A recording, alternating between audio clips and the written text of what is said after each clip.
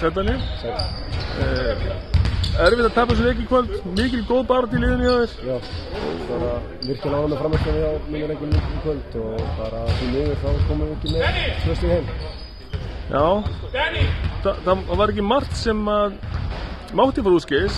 Það er bara svona sókn. Þú veist, sóknarleikur sem hefur verið mjög góð jafnvægi hjá okkur í vetur, þú veist, það var erfitt á tíðum í kvöld og varnarleikur hins vegar. Ég er mjög virkilega sáttur að halda Stjörnunni undir 80 stigum að heimavelli og að því getur þá mynda ég að vilja að fá sigur úr þessu leik.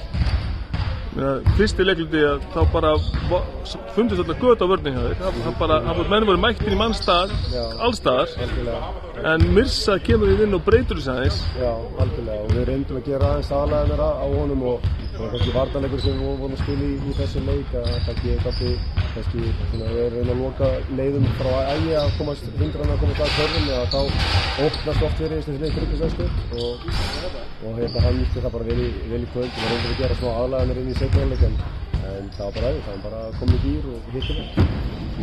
Staðan, jafnir Þórsurum núna, 8 sigrar 10 töp. Já. Næsti leikur er hver?